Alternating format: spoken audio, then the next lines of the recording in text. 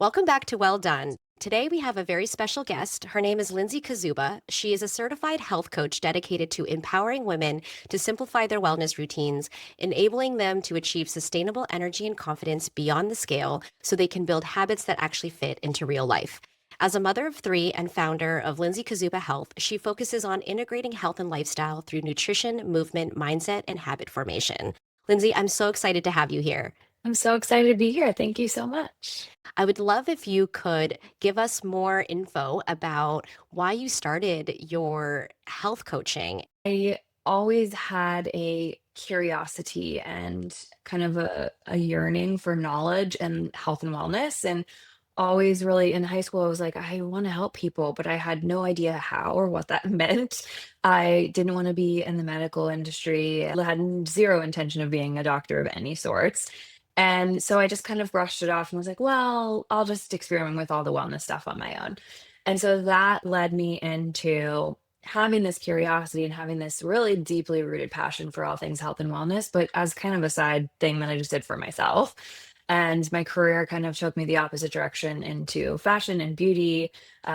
Moved to New York City and really kind of even backtracking that a little bit, my curiosity turned into an obsession with doing all of the wellness trends. And it really became quite overwhelming.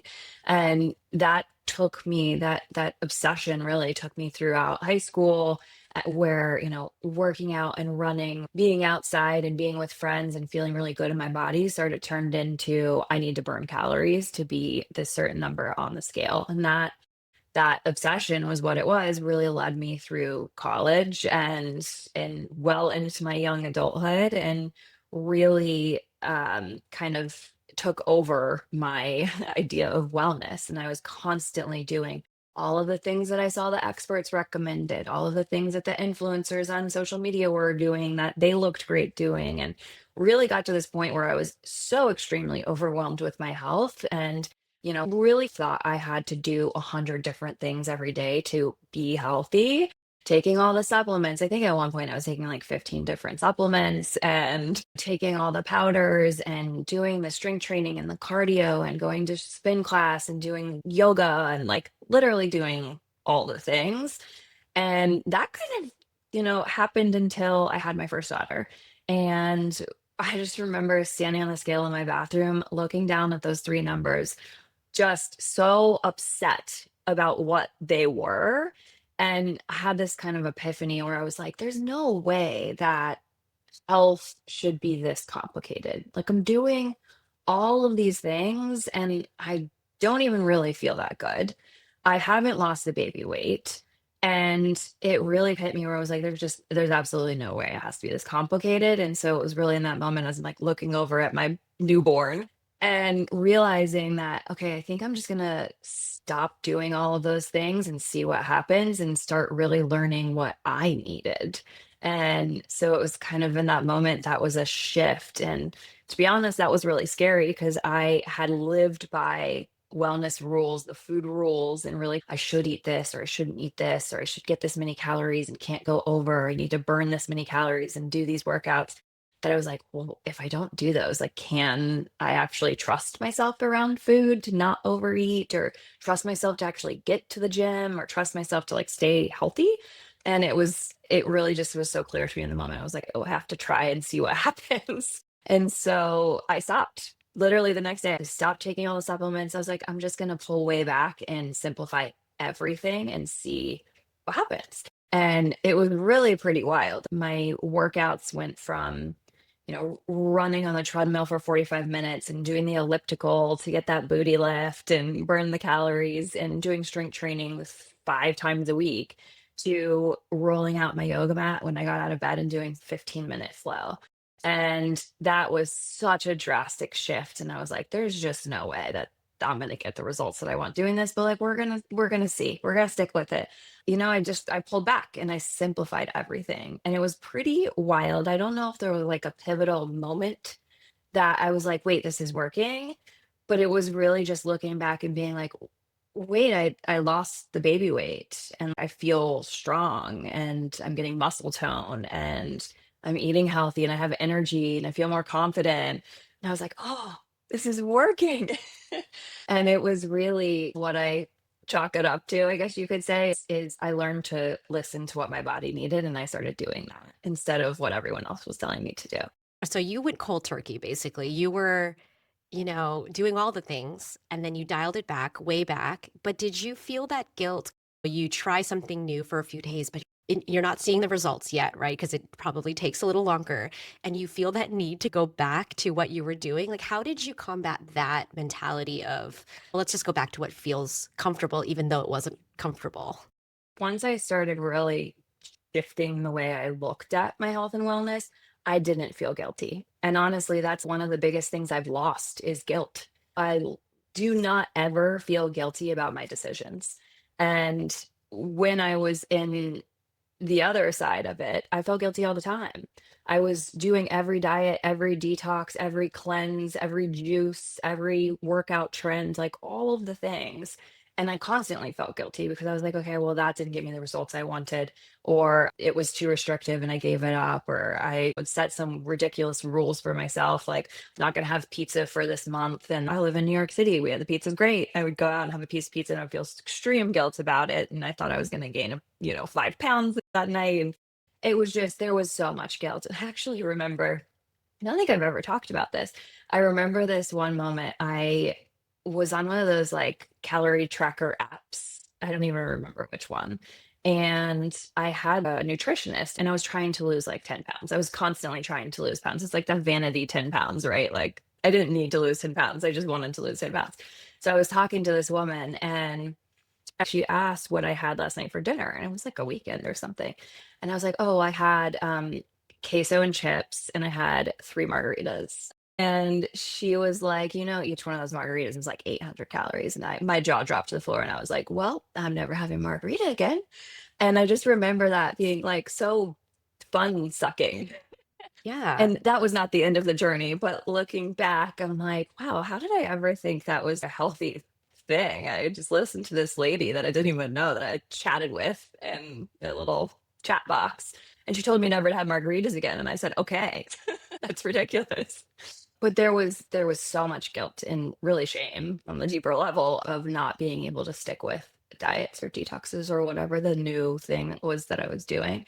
I no longer have that. Like even a teensy little bit, it's gone. And that is probably actually the number one thing that my clients say with working with me is I no longer feel guilt, which is not a light thing to say. Like that is an extreme guilt plagues us all. And so, yeah, I no longer feel guilty. It's really a wonderful feeling. I love that.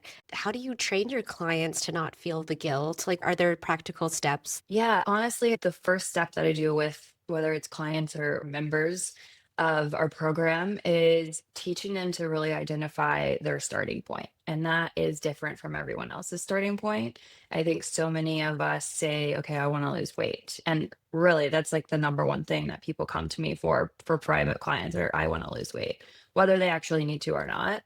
And so it's understanding what's underneath that. Why do you want to lose weight?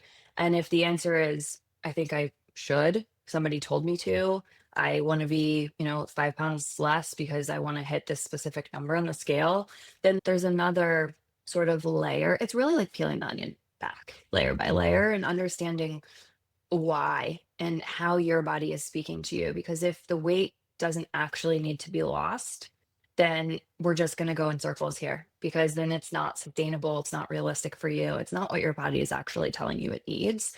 And I think understanding that our bodies speak to us is a very effective tool to learn and to practice because when we can understand what we need based on our needs, not society's needs and diet culture and what that has taught us and is telling us we need, we can start to understand what we need to give ourselves. And so when we understand the real goal underneath the goal, what is the real goal with losing weight? Is it having more energy? Is it having more confidence? Is it having more, are you feeling sexy? Is it having more muscle mass? I have a client that just says, I just want to feel more comfortable in my body. You lead with that instead of everything trying to lead back to weight loss. Everything should lead back to, I just want to feel comfortable in my body. So, is this food going to get me there? Yes or no? Is this movement going to get me there? Yes or no?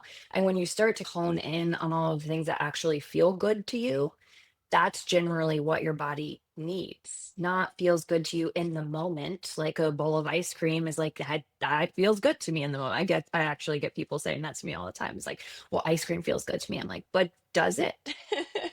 I'm all for a bowl of ice cream, but it's not going to make you feel better in the long run. And it's certainly not going to make you feel better if you have the whole pint.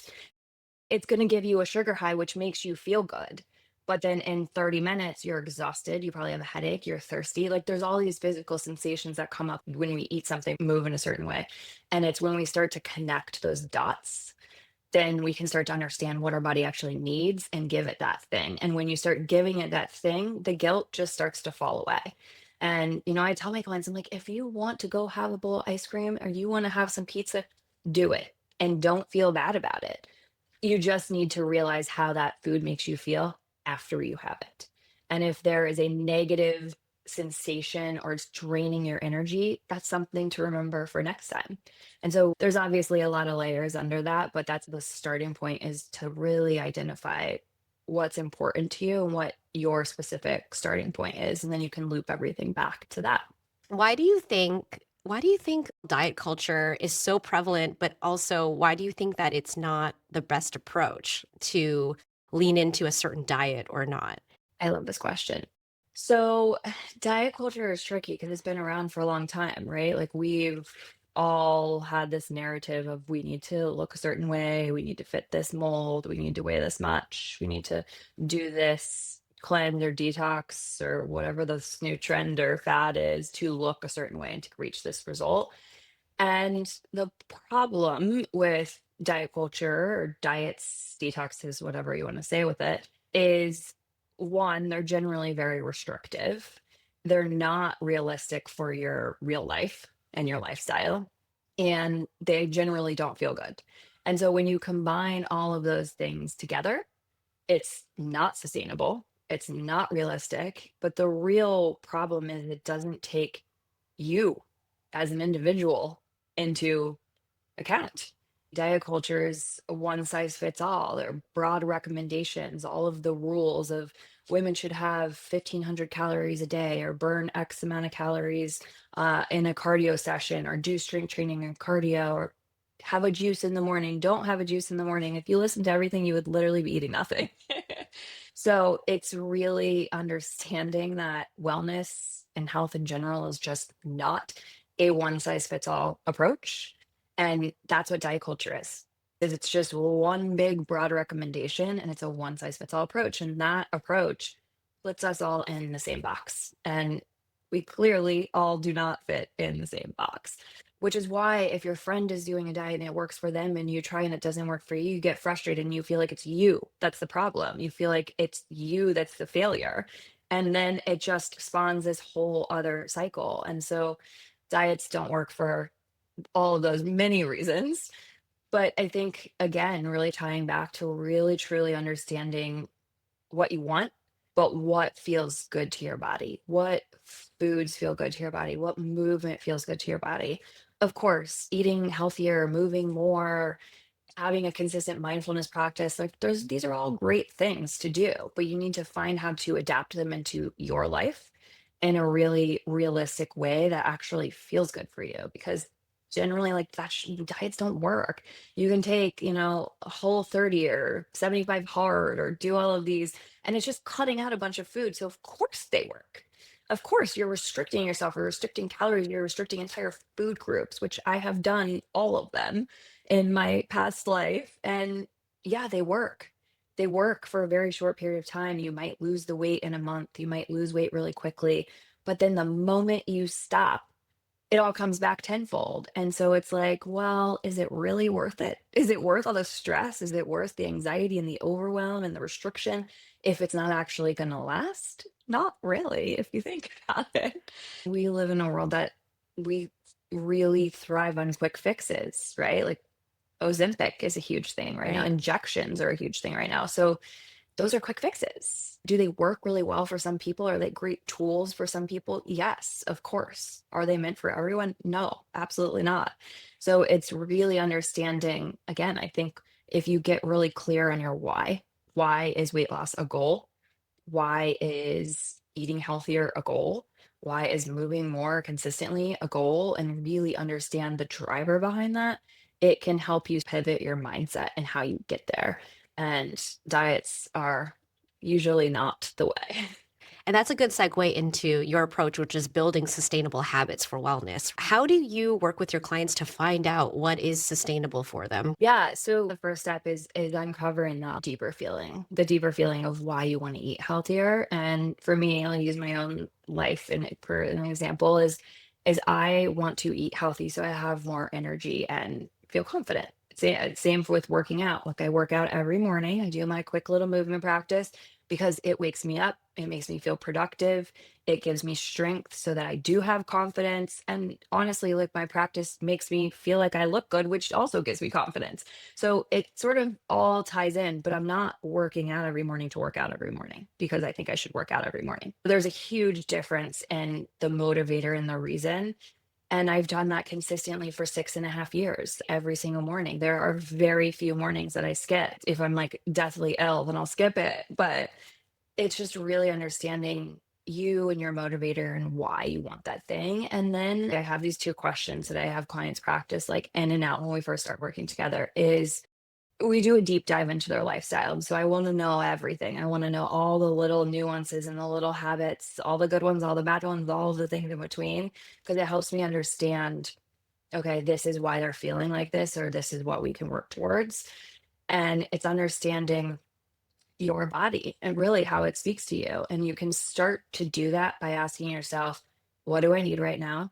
I use this every single day when I have my lunch. I open the refrigerator, I take a pause, and really just creating that space between what you're doing and then the action in which you're going to do is extremely helpful. It can literally be a 5-second pause. It does not have to be like 20 minutes where I'm meditating on my decision. Like it's quick, it's in a split second, but if you're pausing, you're not just acting. And it's what do I need right now? And it's a practice, right? Like you're not going to be able to open the refrigerator and say, what do I need right now? And your body's like, oh, I want a kale salad. It's not going to happen like that. When you practice, it gets like that. And so really open the refrigerator and I'm like, okay, what do I need right now? Like, I'm not that hungry. I want something light, or I'm starving. I want some extra carbs in there. So, like, you can really start to understand how your body's speaking to you. And then, after you have, especially as you're starting to learn how your body is feeling with certain foods or movement or, whatever your focus is asking how that thing felt for you. How did that food feel for me? Did it give me energy or did it deplete it? How did that movement practice feel for me? Did it give me energy or deplete it? So it's really understanding your why, but it's then understanding how your body is communicating to you and really understanding it on a deep level because it's constantly communicating. It's like little whispers, a little ache here, a little pinch here, a little hunger pain here, a little, dry mouth here, and really understanding that those are all things that your body's like, there's something that needs attention over here, and it's not disconnected from what you're doing.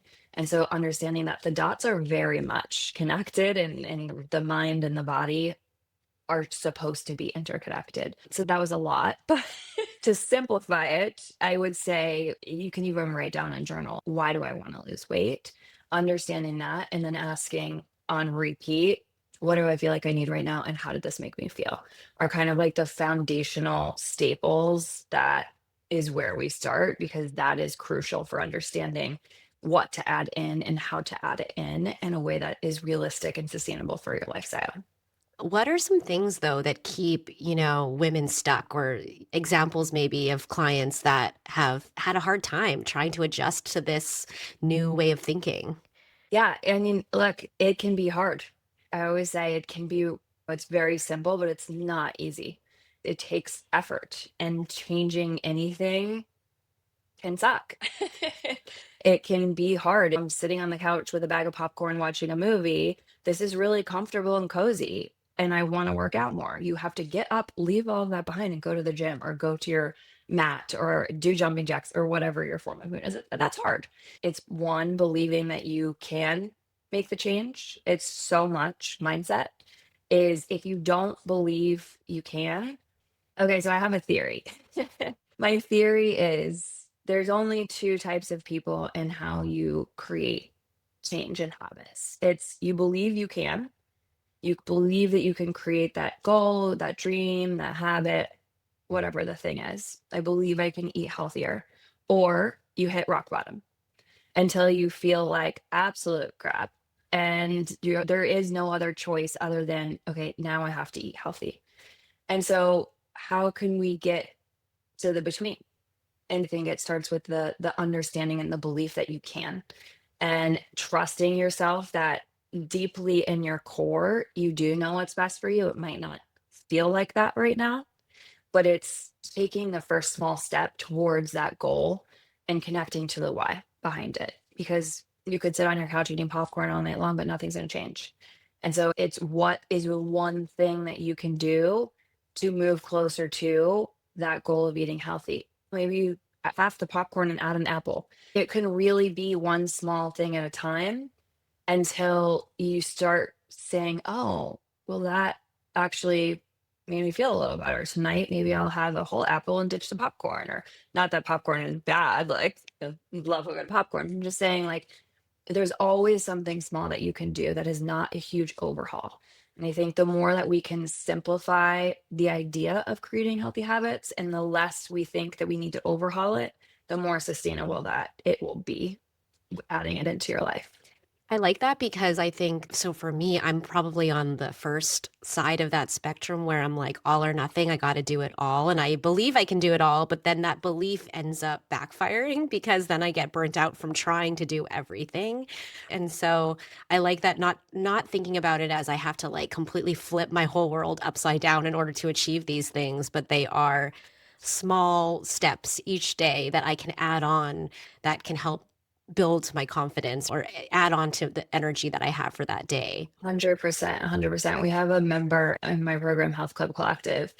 There's like a live access portion of it, so we have monthly Q&A calls, and she was struggling with exactly this, of trying to do it all at one time. She's like in an in between with work, so she was home. She's like, I've been trying to meal prep and cook for the whole week for me and my husband. I've been trying to go to the gym every single day. I've been trying to clean my whole house every Monday. I've been trying to take the dogs to the park every day. She's like, I'm tired, I'm burnt out, and I've realized I can't do it all. And so we sort of like figured out, how can you really start small and tackle one of these little things? And so she started meal prepping, but she meal prepped a single meal and just made extra.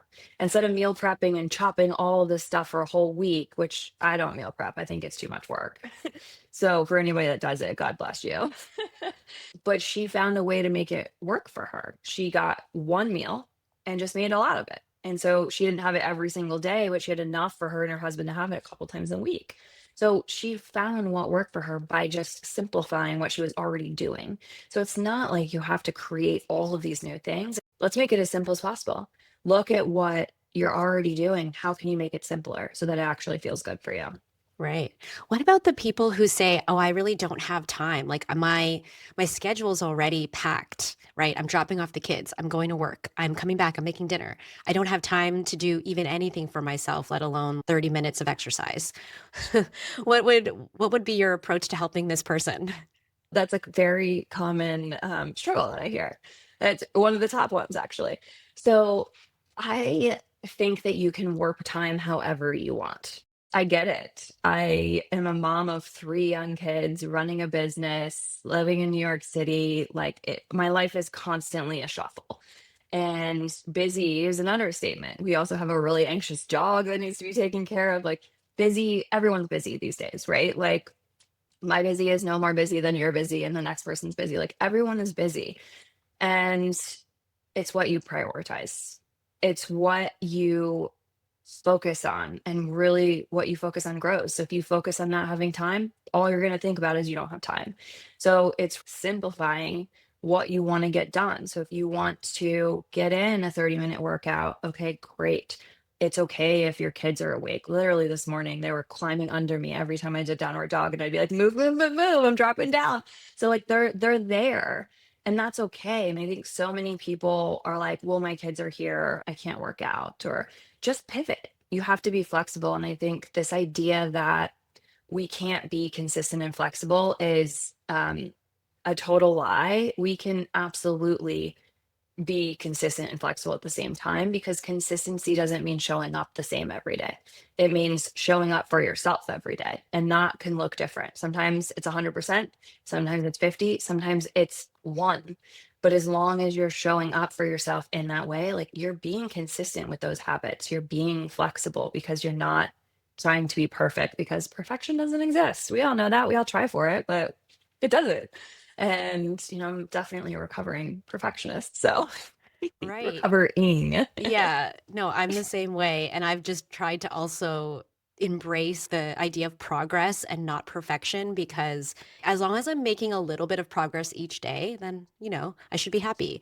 Exactly. Yeah. I mean, it's something that I am always working on is enjoying the ride. Like enjoy the journey of getting to where you want to go is the journey. Like Yeah, it is the destination, however you want to put it.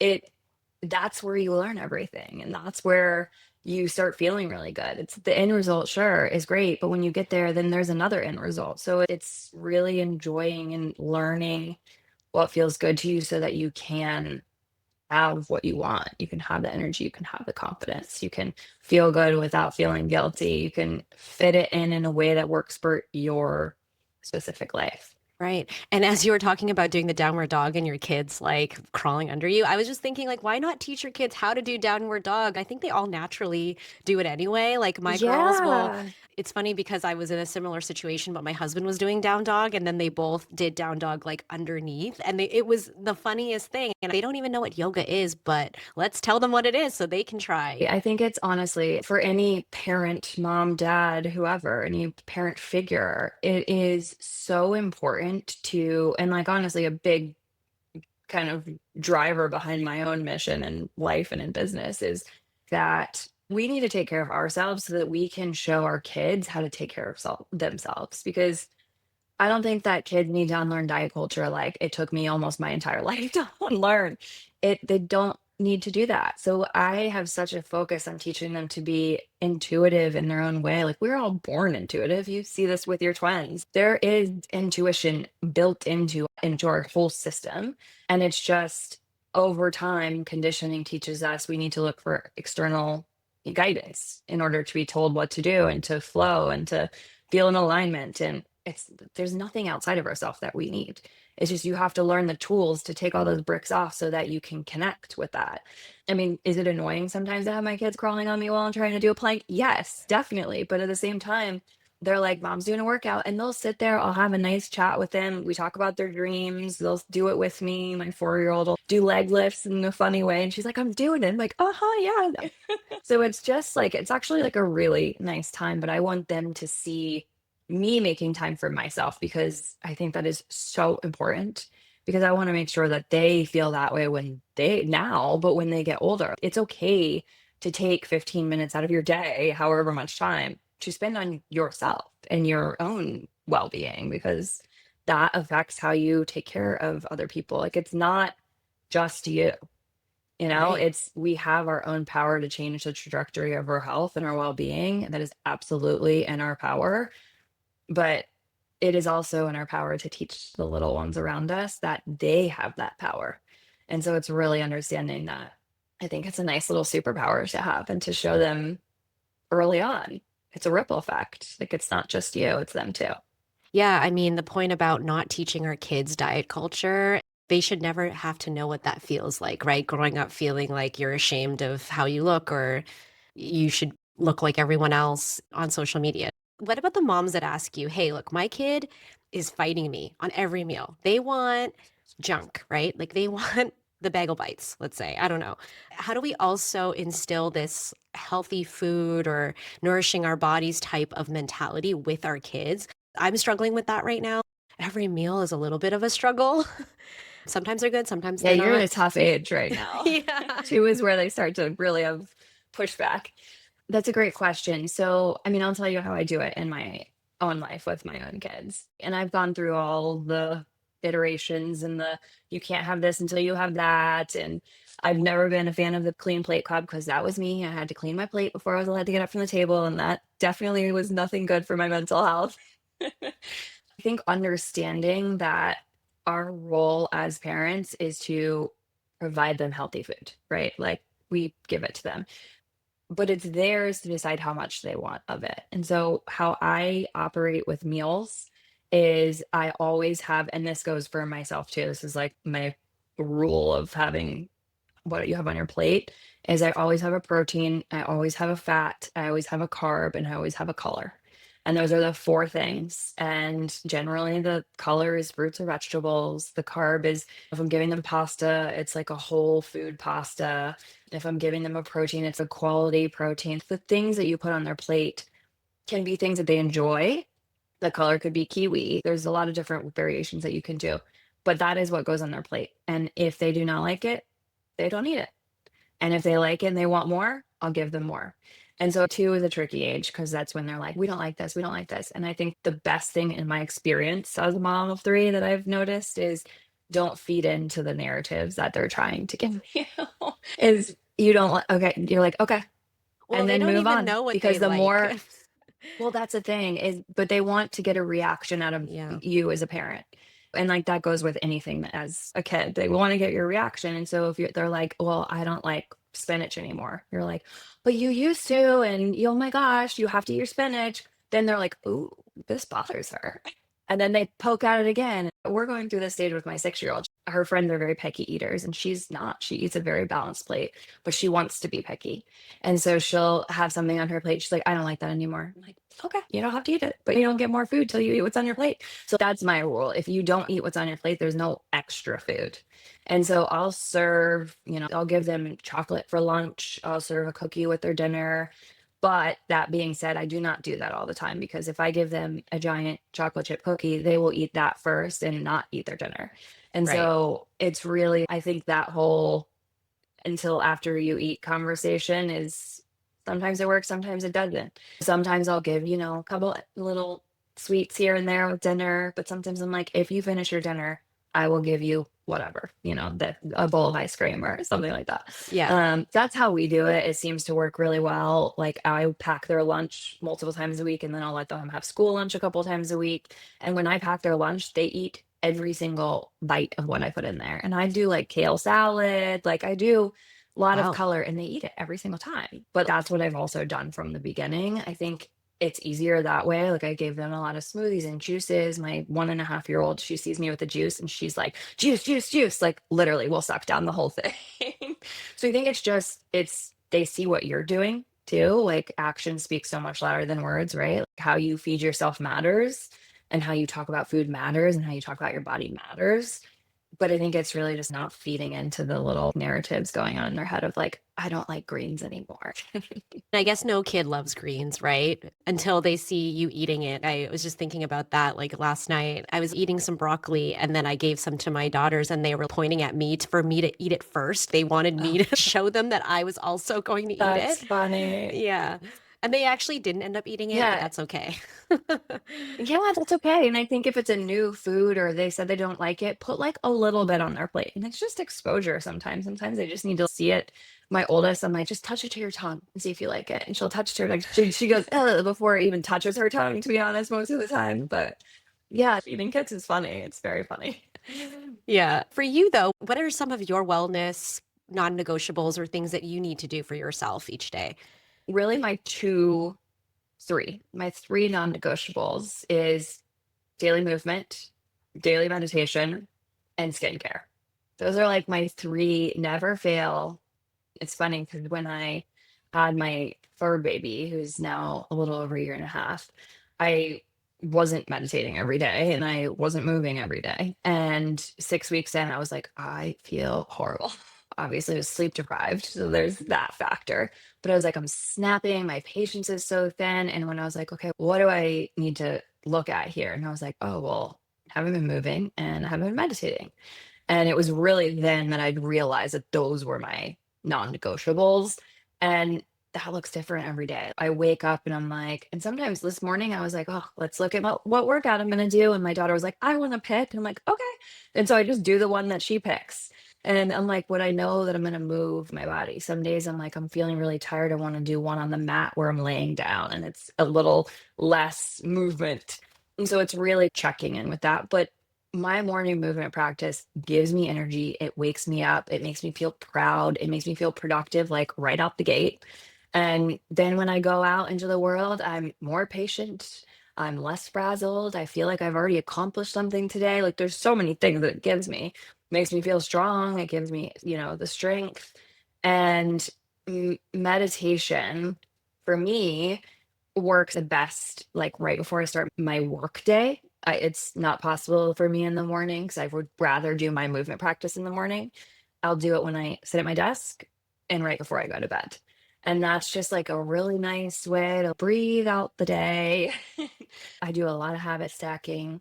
My nighttime routine is like one giant habit stack. And then really my skincare. I love skincare. What are your favorite skincare items?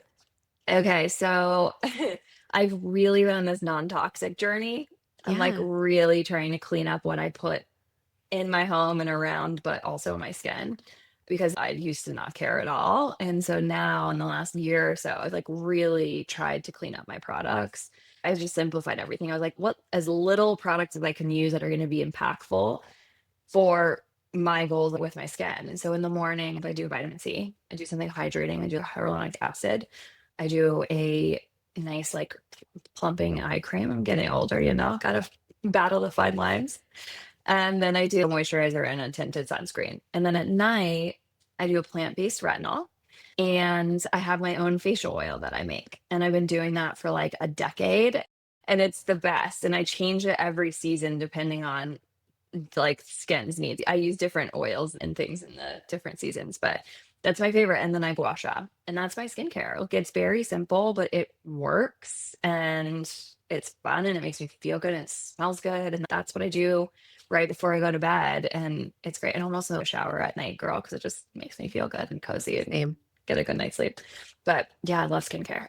Yeah, it sounds like you approach it more from like a ritual perspective, right? You have your few that you really like. Exactly. You're making your own oil, which is awesome. I need to get a recipe from you, or do you ever sell it? It's actually very funny you say that. So I've literally been making my own facial oils for over a decade.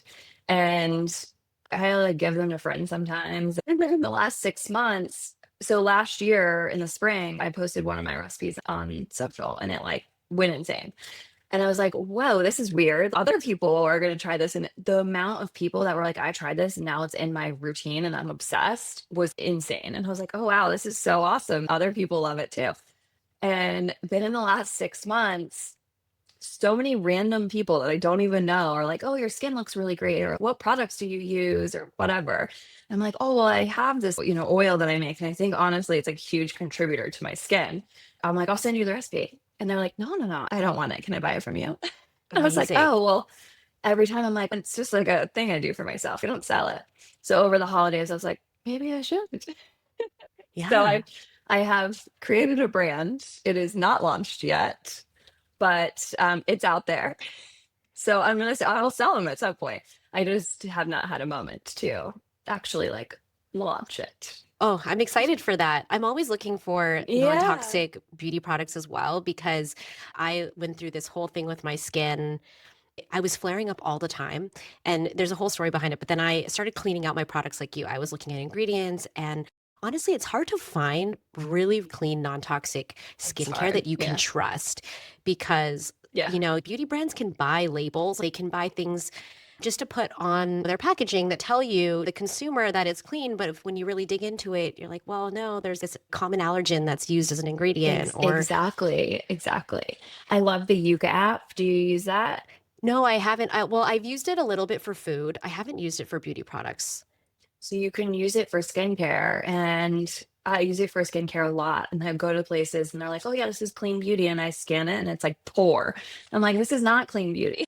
And so it's like this whole idea of clean beauty and really just even clean food is is it really? Like, we live in a world where everything can be everything. I think we're like starting finally to move into this direction of I'm not going to just follow these big institutions and what they tell me anymore. Like, I'm going to do my due diligence and do my research and really understand for myself.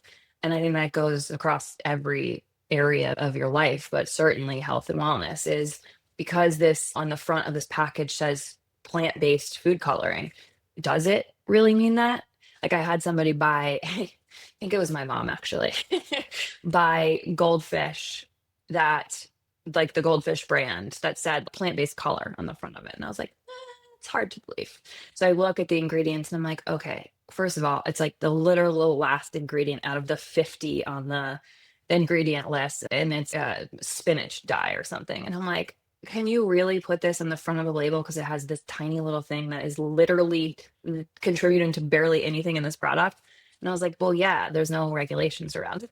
So just being mindful of the foods that you buy, like look at the ingredients because that matters. What is in your food and your skincare products for that matters. And so I always say, like, I mean, I could do a whole talk on this, and I do a pantry edit talk.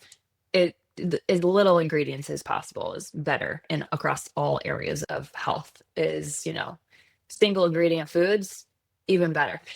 Right, right. Whole foods.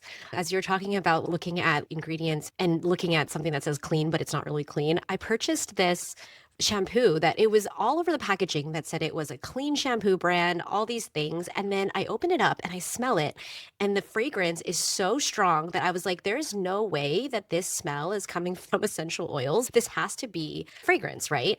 And of course, I'm looking at the ingredients and I'm like, oh no, it's right in there. It says fragrance. How did I get tricked? I'm the one that talks about this stuff all the time. Like, how did I get tricked?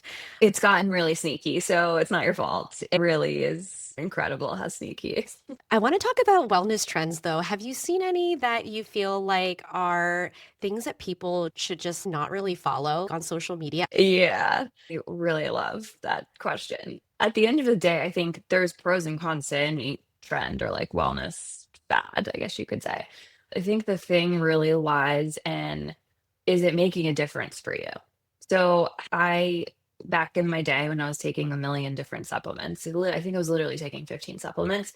When I came across this epiphany of, okay, I just need to simplify everything, I was like, I'm going to stop taking all of these supplements and see what happens. I'm like, am I gonna die? I literally was like, I have to take fish oil or I'm gonna be dumb. I need to take all of these things or I'm not gonna be able to function. And I just stopped taking them all. And I was like, that's funny. I didn't notice a single difference.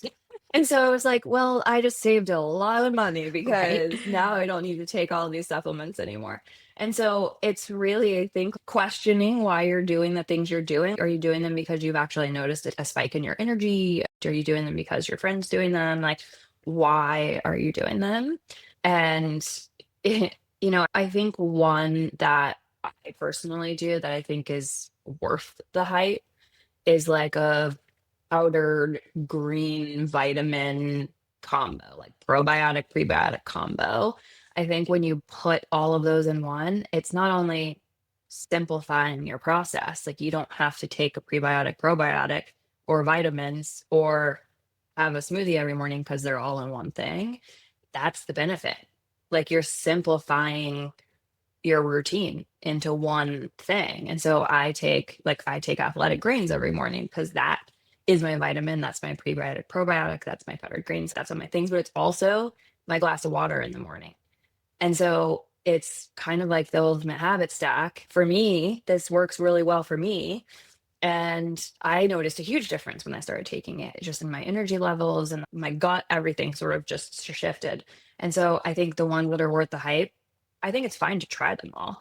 But I think the ones that are worth the hype are the ones you actually notice a difference because a lot of these you're just throwing money at some big marketing campaign and, it doesn't do anything for you. But at the same time, you have to give it enough time to see if it's actually making a difference for you.